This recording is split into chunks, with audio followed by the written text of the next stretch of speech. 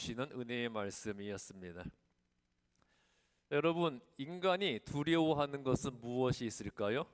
인간이 두려워하는 것, 죽는 것, 병드는 것, 실패하는 것, 또 무엇인가 상실하는 것, 가난한 것, 그런 것을 두려워하겠죠. 루마니아의 침례교 목사였던 조셉 톤 목사라는 분이 당신의 신학은 무엇이냐는 질문에 내게는 단 하나의 신학밖에 없습니다. 그것은 순교의 신학입니다. 그리고 내게는 단 하나의 신앙, 나는 단 하나의 신앙만 알고 있습니다. 그것은 순교의 신앙입니다. 그렇게 대답을 했습니다. 그는 구소련이 해체되고 동구권이 개방되는 것에 대한 소감을 질문하는 그 질문을 받았을 때 두렵다고 대답을 했어요. 자, 나의 조국 루마니아에는 예수 그리스도를 위해서 고난받는 것을 기쁨으로 여기는 많은 그리스도인들이 있습니다. 그들은 복음을 위해 고난을 받고 핍박을 받더라도 그것 때문에 예수님을 더 따르고 더 예수님을 의지하고 더 열심을 냈습니다. 하지만 제가 두려운 것은 동구권이 개방된 후 나의 조국 루마니아에 돌아갔을 때 내 조국의 교회가 주님을 위한 고난을 은혜로 여기지 못하는 성도들로만 가득 찰 것을 두려워하고 있습니다. 그렇게 말을 했습니다. 소련의 지배에서 벗어나고 경제가 개방되면 삶의 질은 더 좋아지겠죠. 그래서 그러한 자신의 환경이 고난 끝에 찾아온 축복이라고 간증할 수도 있는 상황이었지만 이 조셉 톤 목사는 그의 민족이 더 좋아진 삶의 질 때문에 참된 신앙의 본질을 잃어버릴까 그것을 두려워하고 있었어요. 자, 이런 것을 무슨 차이라고 하는 걸까요? 이런 것을 수준 차이라고 하는 거죠. 자, 사람들은 일반적으로 학벌과 지식이 남들과 차이가 나고요. 생활 수준이 다른 사람들과 차이가 나는 것을 부끄러워하고 두려워하지요. 남들만큼 배우지 못하고 남들만큼 좋은 집에서 살지 못하고 좋은 차 타지 못하고 남들처럼 좋은 직업 가지지 못하는 것을 부끄러워합니다. 그런데요, 우리가 진정으로 두려워하고 부끄러워해야 할 것은 세상적 삶의 수준의 차이가 아니라 영적 수준의 차이가 되어야 하는 거예요. 다른 사람과 비교해서 영적 수준이 떨어지는 것을 두려워해야 한다는 것이죠. 학벌, 소득, 지식, 그리고 생활 수준 같은 삶의 수준 차이가 사람의 구원과 영생을 결정하는 것이 아니기 때문이에요. 또 그렇다고 해서요, 삶의 수준 차이가 삶의 질을 결정하는 것도 아닙니다. 오히려 가장 가난한 나라의 사람들이 삶의 만족도가 더 높은 경우도 있지 않습니까? 여러분, 세계 최고 빈곤 국가가 어딘지 아세요?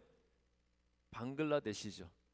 세계 최고 빈곤 국가인 방글라데시가 국민들의 행복 지수가 전 세계 1위였던 적도 있었어요. 그래서 행복은 달러 순이 아니다, 그런 말도 있습니다. 그만큼 인간의 마음가짐이 중요하다는 것이죠. 우리가 옛날 생각을 한번 해보세요. 옛날에 부채만 있을 때는 집에 선풍기만 있어도 행복했죠. 그런데 지금은 에어컨이 없다는 사실이 나를 슬프게 하지 않습니까? 또 전셋집, 월세집에 살 때는 내 집 가지는 것이 평생의 소원이었는데 이제는 아파트 평수에 따라 내 행복이 결정이 돼요. 예전에 하버드 대학 학생들을 상대로 남들이 2만 5천 달러 받을 때 자신은 5만 달러 받는 경우와 남들이 20만 달러 받을 때 자신은 10만 달러 받는 것 중에 어느 것을 선택하겠냐는 설문조사를 한 적이 있었습니다. 여러분들은 어떠시겠어요? 남들이 2만 5천 달러 받을 때 내가 5만 달러 받는 것과 남들이 20만 달러 받을 때 나는 10만 달러 받는 것, 어떤 것을 선택하시겠습니까? 10만 달러? 하버드 대학 학생들은 어떤 선택을 했을까요? 대다수의 학생들이 남들 2만 5천 달러 받을 때 자신은 5만 달러 받는 선택을 했다고 그래요. 자, 생활 수준이 높더라도 비교 가치의 세상에 사는 사람들은 불행할 수밖에 없어요. 자, 삶의 수준이 행복을 결정하지 않습니다. 제가 아는 어떤 분 굉장한 부자입니다. 집안에도 엄청난 현금을 쌓아두고 사시는 분이었어요. 그런데 이분이 외출을 하지 못합니다. 도둑 들까 봐요. 그러니까 어디 집 떠나는 여행은 꿈도 꾸지 못하는 거예요. 자, 이런 사람이 아무리 돈이 많더라도 그 돈 때문에 외출도 마음대로 못하는 그 삶이 행복한 삶이라고 할 수 있을까요? 삶의 수준이 행복을 결정하는 것 절대 아니에요. 더욱이 삶의 수준이 구원의 기준은 더더욱 되지 않습니다. 바로 영적 수준의 차이가 심판과 구원, 영생과 형벌, 그리고 천국과 지옥을 결정하는 기준이 되는 거예요. 조금 전에 제가 인간이 두려워하는 것은 무엇인가 질문을 했었는데, 자, 이제는 여러분들이 개인적으로 두려워하는 것은 무엇이 있습니까? 여러분은 무엇을 두려워하세요? 병드는 것 두려워할 거고요. 가난하게 사는 것 두려워할 것이고, 좋은 대학 가지 못하는 것, 좋은 직장 가지지 못하는 것, 또 좋은 집 살지 못하고 좋은 차 타지 못하는 것, 다른 사람에게 인정받지 못하는 것, 또 자녀와 배우자에게 무시당하는 것, 그런 것을 두려워하겠죠. 저는 개인적으로 제 아내와 제 딸이 너무 두려워요. 이 두 여자 사이에서 줄타기 하는 게 너무너무 힘이 듭니다. 정말 지금은 두려워하는 것이 너무 많은 세상이 되어 버렸습니다. 그러나 우리는 그리스도인으로서 진정으로 두려워해야 할 것을 두려워하고 걱정해야 할 것을 걱정할 수 있어야 하겠습니다. 자, 그렇다면 그리스도인이라는 정체성을 가진 내가 진정으로 두려워해야 할 것은 무엇일까요? 그리스도인으로서 우리가 진정으로 두려워해야 할 것 무엇일까요?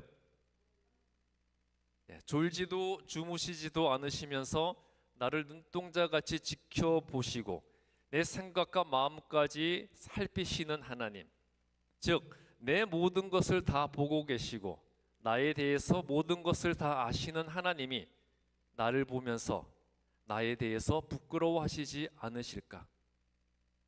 내가 하나님의 말씀과 예수님의 가르침대로 살고 있는 것이 맞을까? 나를 통해서 그리스도의 향기가 나타나지 못하고 오히려 악취를 풍기고 있는 것은 아닐까? 지금 이 순간 예수님이 재림하신다면 과연 내가 구원받을 수 있을까? 내가 죽어서 하나님 앞에 서게 되었을 때 나는 정말로 천국에 갈 수 있을까? 이거죠. 우리가 진정으로 두려워해야 할 것은 바로 이러한 것들이에요. 예수 믿는 그리스도인이 진정으로 두려워해야 할 것은 바로 하나님 그 자체라는 것이죠. 여러분, 하나님을 두려워하셔야 돼요.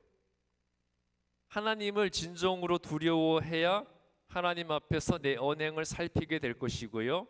하나님을 두려워해야 하나님 앞에서 내 삶의 모습을 늘 점검하고 내 구원의 문제를 진지하게 생각하게 되기 때문이에요.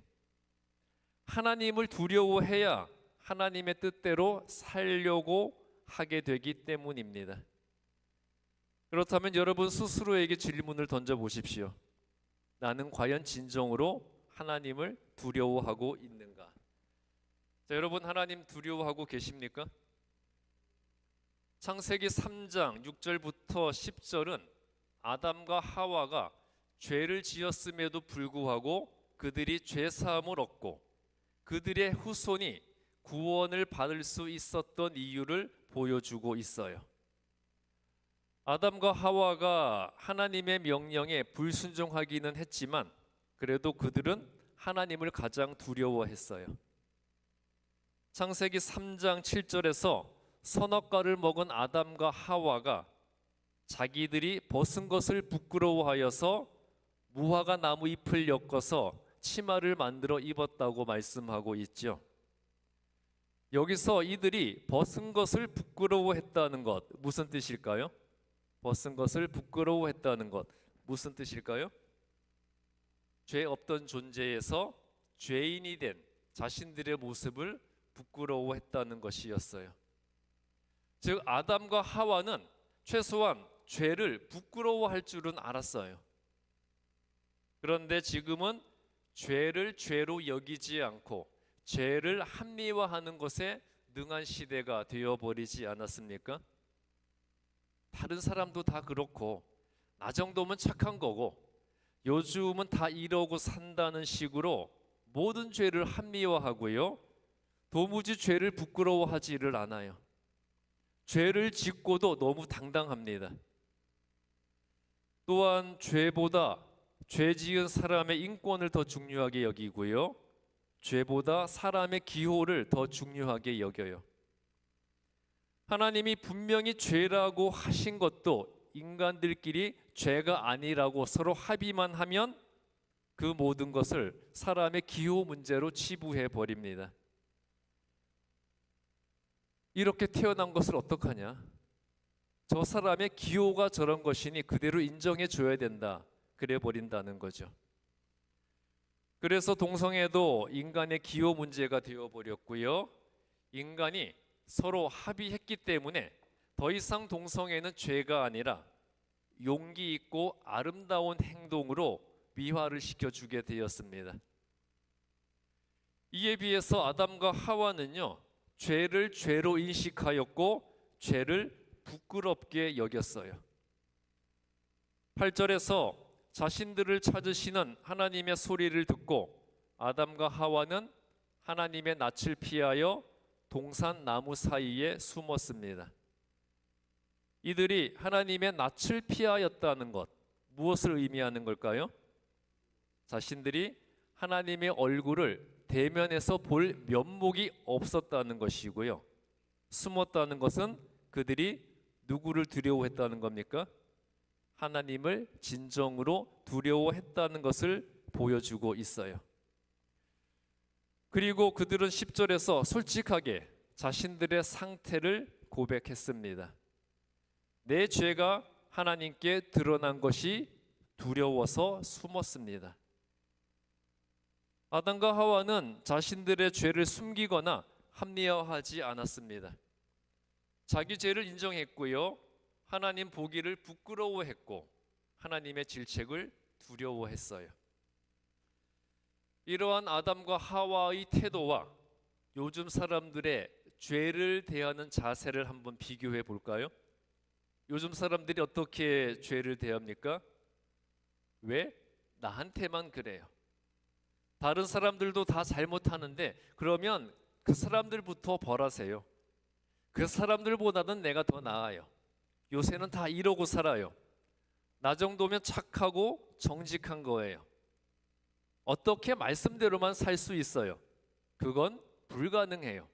이렇게 고개 빳빳하게 쳐들고 눈 동그랗게 뜨고 하나님께 항변을 한다는 거죠.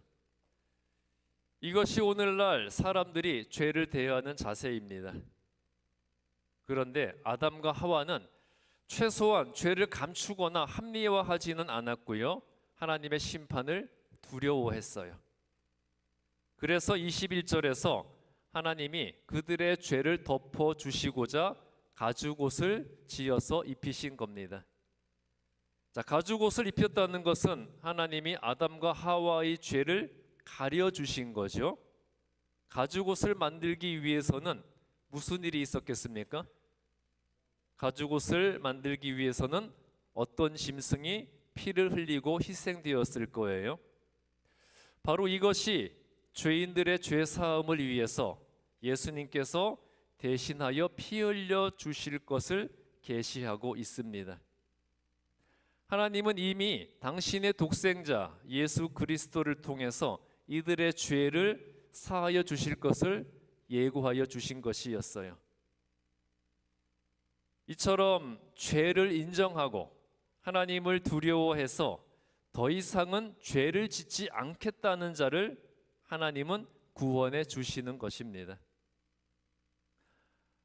오늘 신약 본문 빌립보서 1장 27절부터 30절은 하나님을 두려워하는 자의 삶의 모습을 설명하고 있어요. 빌립보서 1장 27절에서 그리스도인은 어떻게 살아야 한다고 말씀하고 있습니까? 그리스도의 복음에 합당하게 생활해야 한다고 말씀하고 있어요. 여기서 생활하라는 말의 성경 원어의 뜻은 시민답게 살라, 그런 뜻입니다. 시민답게 살라.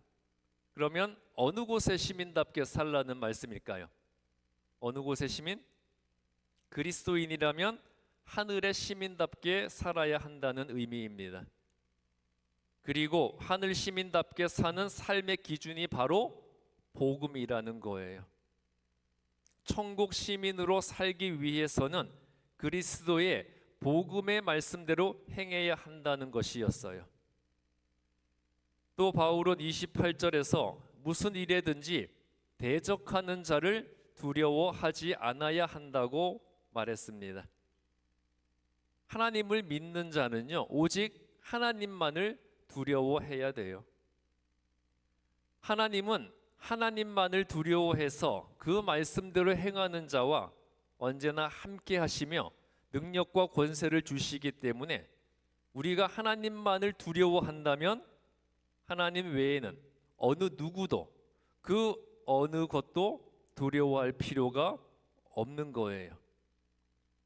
그런데 만일 내가 하나님이 아닌 다른 무엇인가를 두려워하고 무서워한다면 그것은 곧 내가 나에게 능력과 권세를 주시는 하나님에 대한 믿음이 없다는 증거가 되는 거죠.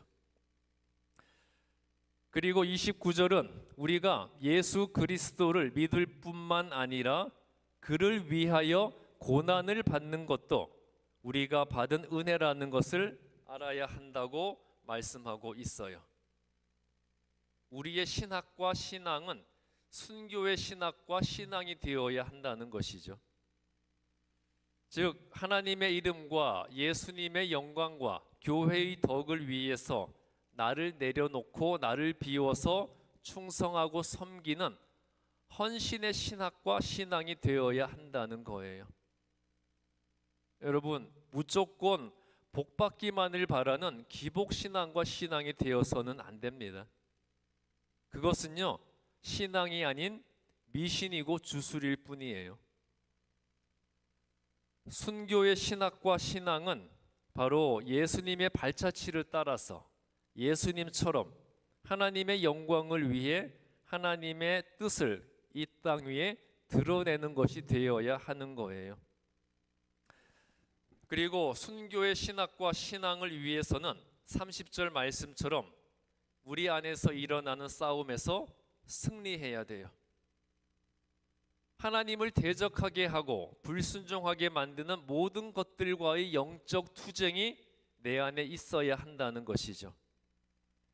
자, 그렇다면 여러분 생각해 보세요. 내 안에는, 여러분 안에는 하나님의 뜻대로 살고자 하는 영적 투쟁이 일어나고 있습니까? 아니면 어떻게든 세상에서 잘 먹고 잘 살고 출세만 하려는 그런 세속적 투쟁만 일어나고 있습니까? 자, 여러분 안에 영적 투쟁이 일어나고 있어요? 세속적 투쟁이 일어나고 있어요? 세속적. 자, 그리고 여러분의 모든 두려움의 근원은 구원과 영생에 대한 영적 문제인가요? 아니면 세상에서 잘 살지 못할 것을 걱정하는 세속적 문제인가요? 여러분은 영적 문제 때문에 두려워하고 있어요? 세속적 문제 때문에 두려워하고 있어요? 자, 우리가 예수 그리스도의 뜻을 알지 못하고 그 뜻대로 행하지 못하는 것을 두려워하는 것이 우리의 신앙과 믿음이 되어야 하는 거예요. 이를 위해서는요, 우리로 하여금 신앙적 두려움을 하지 못하도록 막고 세상의 일로 걱정 근심하고 두려워하게 하는 세력과의 싸움에서 승리해야 합니다. 자, 여러분, 하나님만 두려워하시고요. 그래서 하나님의 뜻대로만 행하는 그리스도인들이 되시고 또 모든 영적 싸움에서 승리하는 하나님의 사람이 되시기 바랍니다. 자, 그리스도인은 누구만을 두려워해야 한다고요? 오직 하나님만을 두려워해야 합니다. 그런데 현실은 어떻습니까? 그리스도인들조차도 세상의 법적 심판은 두려워하면서 하나님의 심판은 두려워하지 않는 것이 현실이에요. 어떤 사람이 도둑질을 했고요. 그 사실을 알게 된 어머니가 그 아들에게 큰일 났다, 너가 도둑질한 것이 들켰다 그러자 아들은 깜짝 놀라면서 누가 본 건가요? 경찰에 신고가 되었나요? 두려워하며 물었어요. 그때 이 어머니가 하나님이 모든 것을 보셨고 하나님이 다 알고 계신다고 대답을 하자 아들이 어떻게 했을까요? 휴, 가슴을 쓸어내리면서 휴, 다행이다. 어머니, 경찰한테 걸린 줄 알고 깜짝 놀랐잖아요. 하나님한테 걸린 것은 괜찮아요. 그게 뭘 어쨌다고요? 아무 문제 안 돼요. 하나님이 어떻게 하실 건데요? 그러면서 오히려 어머니에게 화를 냈다는 겁니다. 솔직한 우리 모습 아닌가요?